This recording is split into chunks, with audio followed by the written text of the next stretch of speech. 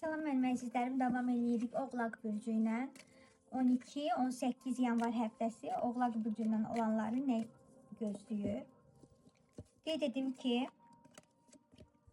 həftəlik açılımdır. Bu həftə sizin üçün səbir, iradə, nəticə mövzusu çox önəmlidir. Gecikmə, çətinlik, sınaq deməkdir. Son vaxtlar istədiyiniz bir mövzuda yolun bağlı olduğunu hiss etmişsinizsə, bilin ki, bu sadəcə səbir tələb edən bir mərhələdə olduğunuz deməkdir. Sizi dayandırmaq üçün deyil, daha güclü etmək üçün belə bir maneələr qabağınıza çıxır.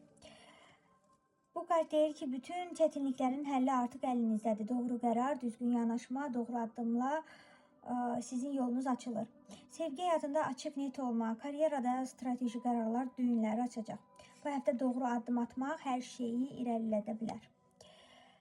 Bu kart isə sizə deyir ki, uğur, nailiyyət, aydınlıq, nəticə deməkdir. Bu həftə səbirli, diqqətli addımlarınızın qarşılığını alacaqsınız.